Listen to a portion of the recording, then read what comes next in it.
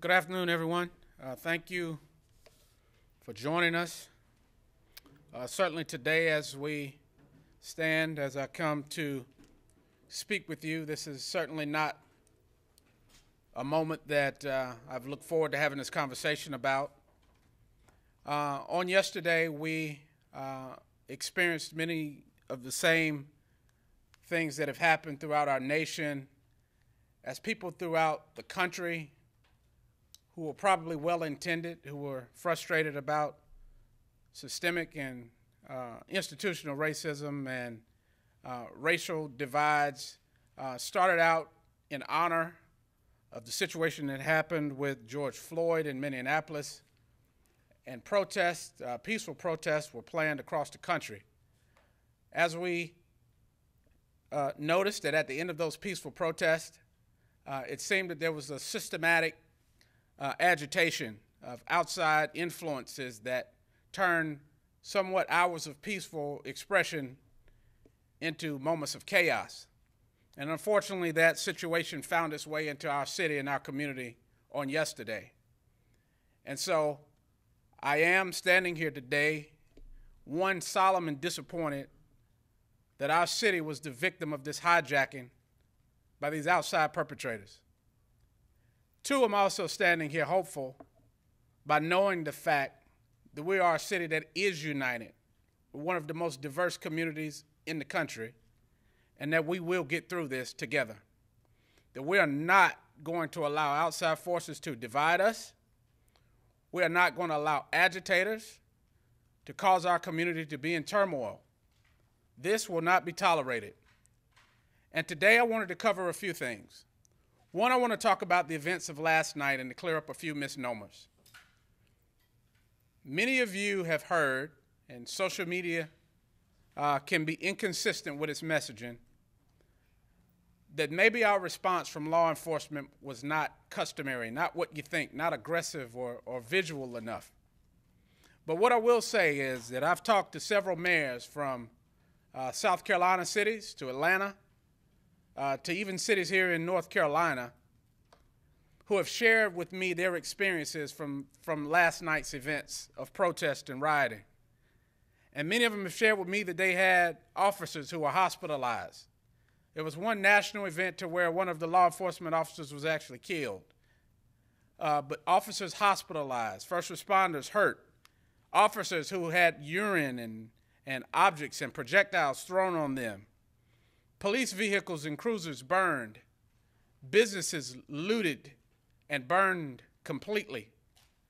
And here in Fayetteville, although what we had was unacceptable, although what we had with the destruction of the property of the people of this city will not be tolerated, we fared pretty good compared. We didn't have any of our law enforcement officers, of men and women, our heroes who respond to protect us, who are hospitalized or killed today. That would be a much different conversation to be having today. We didn't have our jails overrun like one of the sister cities that we have here in North Carolina. That would be a much different situation for us to address today. We may have had a measured strategic response, but it yielded the results that we have today. We do have property damage up and down our streets that I wish didn't occur. We did have some smoke damage and water damage to one of our historical sites in the city. But we can rebuild that. We will rebuild and restore this community. And we will hold those accountable who have decided to wreak mayhem on the citizens of Fayetteville and their property. And so right now I will step off. Before I talk about some of the strategies that we will use, I'll allow Chief Gina Hawkins to come and to explain to you from a professional standpoint. Because listen, let's be realistic. In a time of crisis, there is no playbook for how you respond. We've dealt with this with hurricanes. I've stood with you with the pandemic, and we'll make it through these riots and this civil unrest temporarily. But I have to trust the people that we have who are professionals. And I trust Chief Hawkins and her judgment regarding how to address this situation with the lowest chance of loss of life or injury to our first responders or our citizens. So she will come and tell about the process. I will come back, and I have members of the City Council, a great supportive board who are here, we will talk about. We have an emergency meeting scheduled for 2 o'clock, where we will talk about the policy and the response that we will make as a community to get this out of our community once and for all. And so at this time, I'll give way to Chief Hawkins, and I'll step back with some final information. Thank you, Mayor. So, the mayor's words were profound.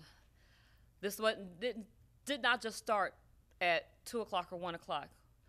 The moment we started getting what occurred last Monday night information, understanding the image of law enforcement, the image that we have and the decisions that we make, I came out and said, that is not us, what occurred in Minneapolis. We have to have many decisions, many skills, many training efforts to make sure the decisions that we make, we understand we're in control of the outcome. We started working the moment we started receiving intelligence that there was protests coming to Fayetteville yesterday. We started working on our resource and deployment, although I may not go in detail with the tactics and our strategies, because that is for our profession to know how we will protect you. Please know the entire police department was working in cohorts with the sheriff department, was working in cohorts with the community, was communicating with the leaders of the organizers, was communicating with the leaders like the mayor and council and the other leaders in the community to understand how do we communicate to the public this is coming. We started making notifications around the shopping corridor to those businesses. We started making notifications to the downtown businesses as early as possible to be aware it's coming. The hopes of peace, but the preparation of the worst. And we planned. And ultimately, the plan was to make sure First Amendment rights were allowed, but also the community was protected. Not just one aspect of the community, the entire city was our responsibility. Not just for 2 hours, we are 24/7. This is a long haul, and we are still working for that protection. So as we were working in mobile continuously, as the crowd was mobile, the strategies we utilized minimized injury. We had no officers injured besides exhaustion. We've identified, we're still doing investigations from the actions that are happening at downtown right now. We have great leads. We have our partners in the federal aspect investigating that as well. So we have absolutely great leads. We also have continued work in partnership and collaboration. What do we do today and where do we move for? So we have not rested and we will not rest. We need the community to continue supporting, continue to understand now comes the healing and now comes the change. Because we don't forget, this is not about forgetting why we were here. We were here because members of the community have felt like they haven't been heard. And as long as I've been here, I have shared that I am listening to all members of the community. I listen because it's important for my department to share respect as we are respected. But that can only occur with relationship building. We've worked hard to build those trusting relationships to where our word is our word, that we train, and that we first pay attention to the safety of the community, which is why we're here. So with that, thank you, Mayor. Just want to share that. Thank you, Chief. So just to kind of, before we entertain a few questions, just to talk with you about some of the responses that you will see today. One, signed a new emergency order declaration instituting a curfew that will take effect tonight from 7 p.m. to 6 a.m. here within the city of Fayetteville. This is to give our law enforcement an opportunity to decide who's out for good intentions and who is not. A lot of people who attended yesterday's protest were there because they believed in the cause. They were there because they saw it on social media. They were there because they were invited. They were there because they were interested. We're asking those people to please stay home and do your city a favor and not come out to any future planned protest until further notice. This will give our officers an opportunity to see who it is that has bad intentions to run the street, to destroy property, and to cause harm and havoc in our community, which will not be tolerated. Two is I had a conversation with Governor Cooper today, and we have had the chief reach out to the Secretary of Public Safety, who will send us resources that she will utilize to help us contain this situation. In my understanding, she is also in collaboration with the sheriff and his team, and so this will be a full-court press to restore order and peace in our community. And those that are from the outside who choose to come in and to cause havoc, you will be held accountable. And immediately after that, I will talk to the members of the Fayetteville City Council about what other strategies and policies that we will implement across the system of the government of the city of Fayetteville. But today was a check-in with you. There were a lot of misnomers, a lot of rumors. There are a lot of people who want division in this community. You are not going to be successful. We are a community of faith. We are a community of love that will supersede all of these things. And so today, we're asking that those who had planned the organized protest for Monday, there were a number of churches, pastors, community leaders that wanted to express their discontentment, their desire for change from the situation from George Floyd. We're asking you to please put that on hold for a moment, because really the true causes of what it is that is important to you regarding change are being lost and distorted by this criminal activity that's taking place. And so we ask that you would please put that on hold. We've talked to one of our major faith leaders' churches who will share a bit with us today. His team showed up downtown Fayetteville along with other volunteers today as soon as daylight permitted and started to clean up in the rebuilding process without anyone asking, without any compensation, without any recognition desired. That is the kind of city that we have. That is the kind of community that we have. And we are asking our community to do this, just that. This is not a black or white thing. This will not be made into that, okay? That I am the mayor of the city of Fayetteville. You know, there were rumors and misrepresentations that was the response slow because I'm African American and because the site that was a subject of this vandalism was what it was. Absolutely not. It breaks my heart that we are having to repair our city that we've worked so hard to rebuild. And so those who are have bad intentions, we are watching you, and we will deal with that accordingly. So those are some of the things, and at this time, I guess we'll open it up briefly for any questions, and then we'll kind of conclude. We have a city council meeting. Was the Spectrum News. You said no injuries to officers last night. What about the general public? Any injuries reported there, and also have any arrests been made so far in the damage that was done?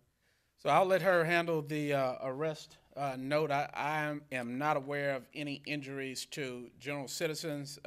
There were some images that were captured on video of an arson who caught himself on fire, or suspected arson who caught himself on fire. And so I don't know the extent of his injuries, and there will be folks held accountable as far as I'm concerned with prosecution. I'll let Chief address specifics. So we've had a few arrests from last night, but as far as injuries, we're having some injuries come up now being reported today of the aftermath.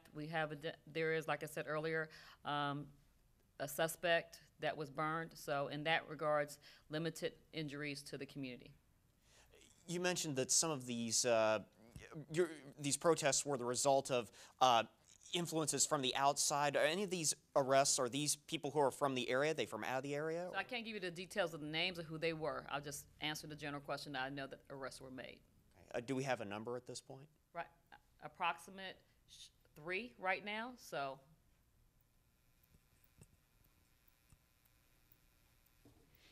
Yes, ma'am. We've heard that several local businesses here in Fayetteville may be imposing lawsuits against the city of Fayetteville for what they call a lack of response. How do you respond to that?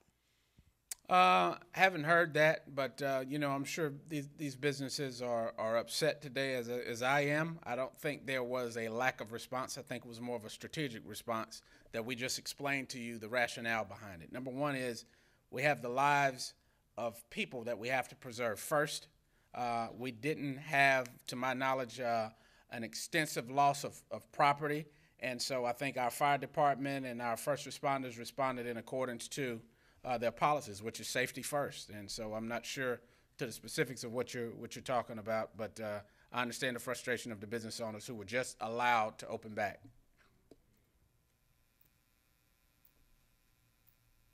Yes.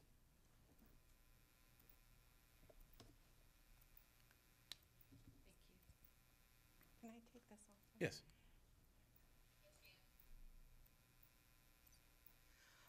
I'm a resident downtown, my husband and I have to say it was horrible. And I can appreciate both of you and all your efforts and what you're trying to do.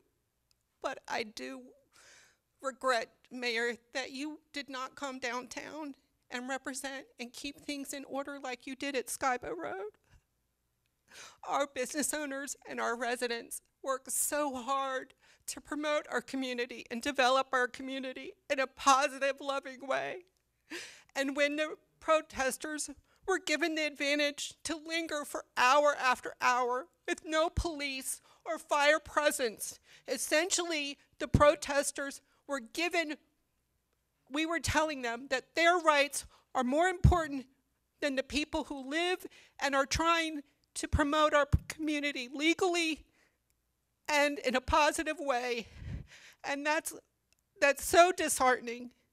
And I know you're trying to do your best, and I appreciate that. And thank you, and I'm glad no one got injured. But if we can learn anything, we should not have let it linger the way it did. So please hear me, and please try to do better in that regard. Yes, ma'am. You know, the buck stops with me in regards to that. As it relates to the Skybo, and I'm glad you brought that up, I need to explain that.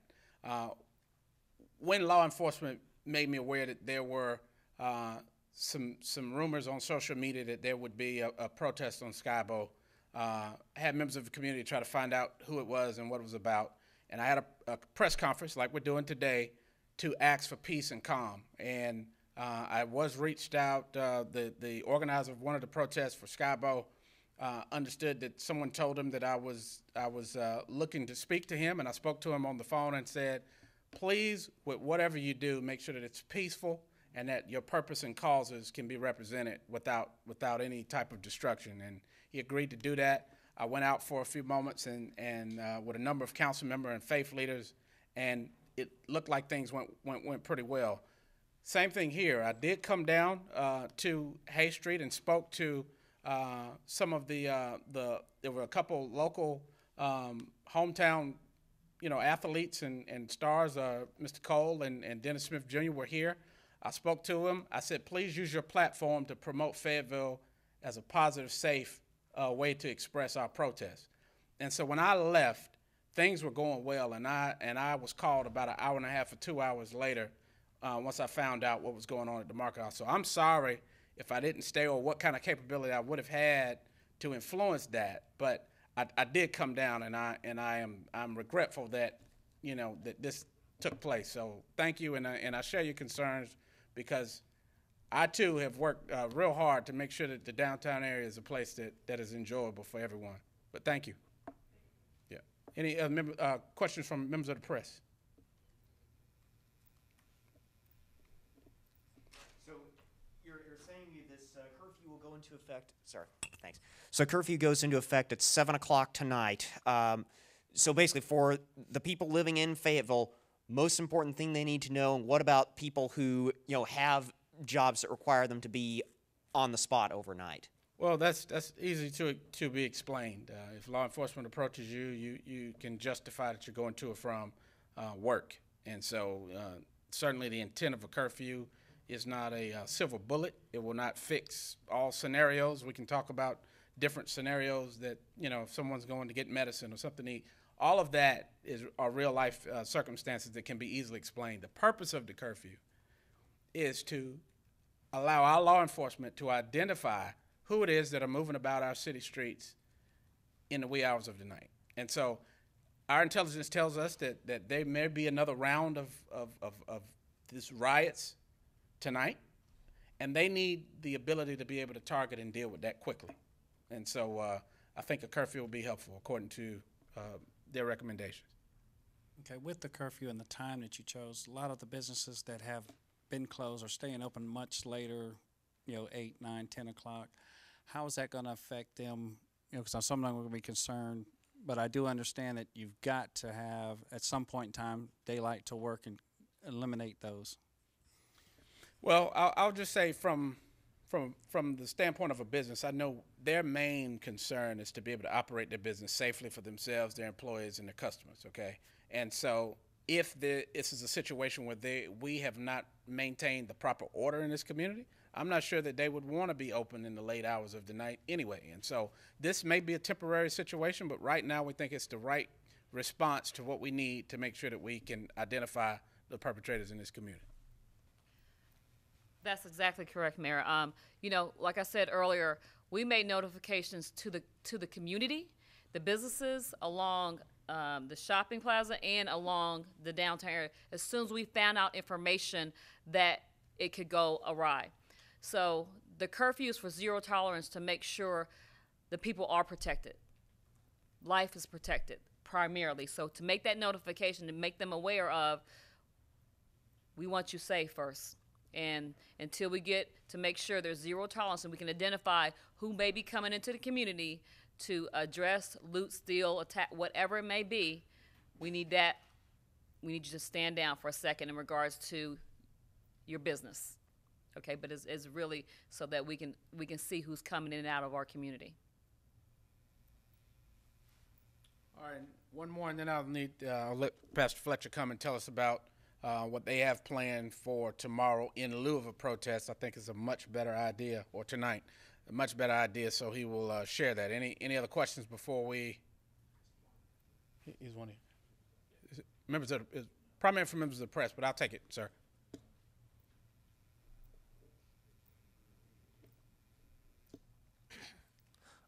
I was just wondering if there were any plans to tear down the market house and build something with less historic negative significance.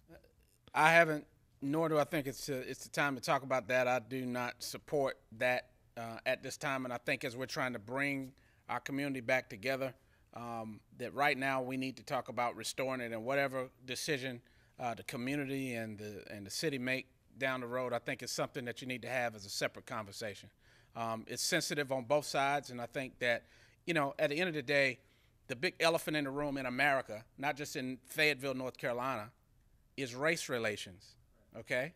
And we have to embrace that, and we have to talk about it, but we have to do it in a way that we're hearing what each other is saying versus what we saw last night. So right now, to me, the first thing is to establish law and order in this city, which we're going to do that. We'll be very swift with that. And then secondly, I think as the community starts to heal, we'll talk about what our next steps are. But certainly right now, I think that would be the wrong conversation to have. But thank you. One more brief quick question. Yeah. Can you comment on the condition of the market house? Can you comment on the condition of the market house at this point? Very preliminary. I haven't estimated it, but I think our development services folks looked at it.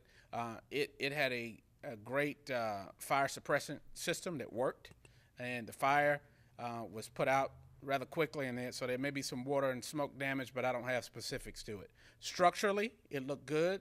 The teams were out today cleaning up and removing graffiti and what they could do without the structural repairs, but or the cleanup.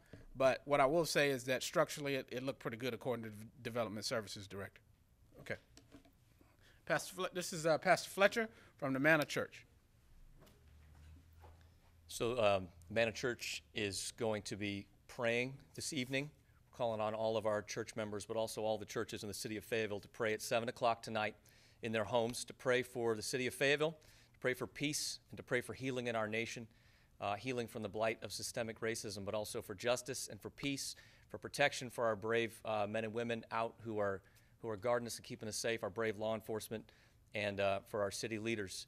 And so we call on all the other churches in Fayetteville to do the same thing, to stay home tonight, 7 o'clock tonight, to join us in crying out to the name of Jesus that he will touch our land and heal us. It says in Scripture that if my people who are called by my name will call out to me, will pray and will repent, then I'll hear from heaven and forgive their land. So that's our call to churches in Fayetteville. Thank you, Pastor. All right, guys. Well, we have a council meeting to talk very important business for the city. So thank you for your time, and look forward to talking to you soon.